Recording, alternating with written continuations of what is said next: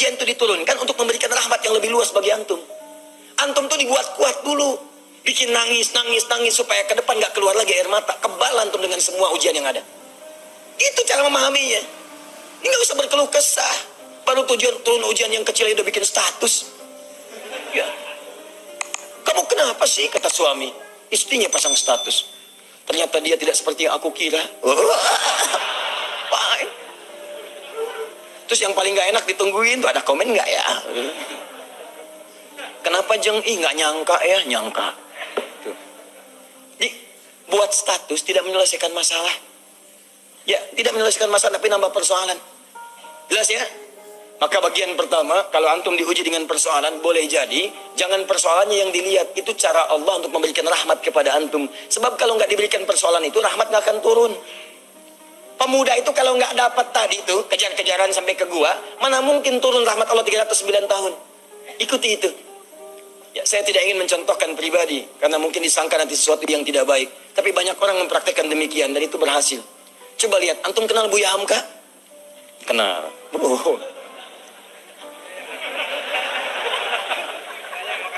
Alhamdulillah, ya. Yang penting antum kenal lah, walaupun beliau nggak kenal antum. Ya.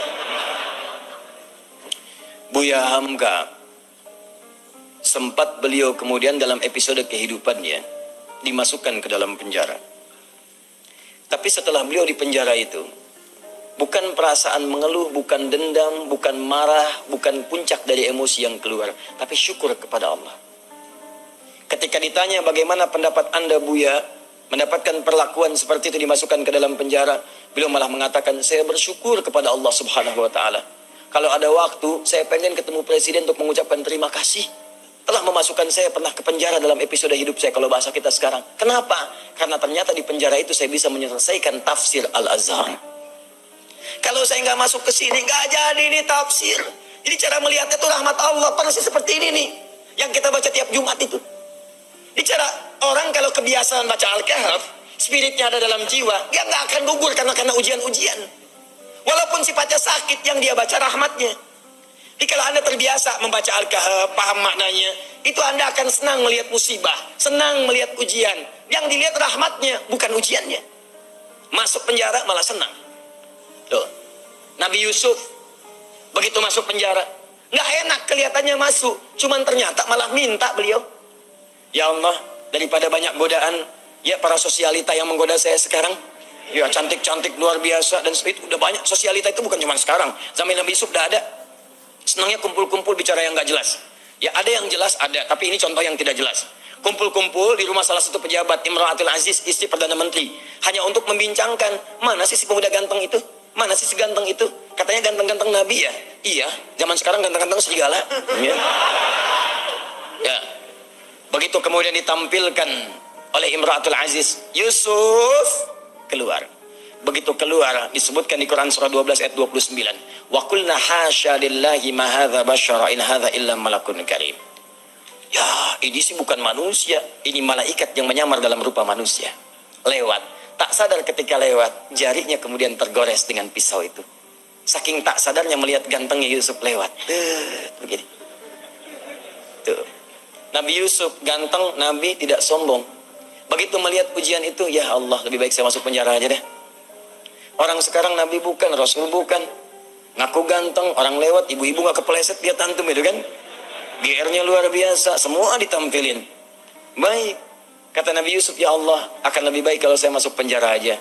Ternyata pilihan masuk penjara itu Nabi Yusuf membaca rahmat Allah, bukan melihat sulitnya. Lewat penjara itulah kemudian beliau bertemu dengan seseorang yang narapidana, dihukum di situ, kemudian bermimpi. Lewat mimpi itulah ternyata minta takwil ke Nabi Yusuf karena dilihat orang baik, orang soleh. Ditanya apa ini maknanya, dijawab oleh Nabi Yusuf. Ternyata jawaban itu yang mengantarkan beliau mendapatkan posisi jabatan di pemerintahan. Begitu rajanya bermimpi, ya ada 7 ekor kemudian sapi, dimakan 7 ekor serigala, semuanya dimakan habis, hancur semuanya, bingung menafsirkannya. Dukun-dukunnya sekitaran mengatakan itu paling mimpi buruk saja. Kok berulang-ulang terus-terusan? Ternyata narapidana yang bebas tadi, yang akhirnya melayani raja, membawakan airnya, minumannya, dia bercerita, di penjara ada seseorang yang bisa menakwilkan mimpi, sukses waktu saya di sana ditakwilkan saya akan berada di sini. Saya bermimpi saat di penjara, kata orang itu, kamu akan jadi pelayan raja. Yang teman saya, kamu akan dihukum mati. Dua-duanya benar raja. Siapa namanya? Yusuf. Ternyata begitu kedengaran itu dipanggil kemudian, Yusuf, tolong panggil ke sini. Begitu ke sana, kata Yusuf alaihissalam, saya akan datang kalau raja sendiri membebaskan tuduhan saya. Maka ketika datang dibebaskan tuduhannya. Tapi yang paling penting, begitu selesai tuduhan dibebaskan, kamu akan saya angkat jadi orang terdekat saya. Coba Anda bayangkan, kalau Nabi Yusuf tidak pernah diberi kesempatan masuk penjara, maka mustahil beliau kemudian akan mewujudkan mimpinya dari kecil yang pernah bermimpi itu, bahwa beliau punya jabatan di pemerintahan, sampai bapak ibunya hormat pada masa itu sujud kepadanya. Maka takwil mimpinya saat kecil itu, ya beliau melihat ahada asyara kaukaba wa syamsa wal qamara ra'aituhum li sajidin. Saya melihat 11 gemintang, 1 matahari, 1 bulan sujud kepada saya, hormat. Ternyata begitu diangkat jadi bendahara yang sangat hebat, punya kedudukan, bapak ibunya diundang dari Mesir datang kemudian. Datang dari Kanaan Palestina ke Mesir. Begitu datang, apa yang terjadi? Mereka langsung hormat kepada Yusuf alaihissalam sebagai bagian dari rakyat, hormat kepada penguasanya. Coba kalau nggak pernah masuk penjara, nggak mungkin terjadi begitu. Tuh antum tuh jangan lihat senangnya aja. Kalau nggak ada sulitnya nggak akan datang kesenangan.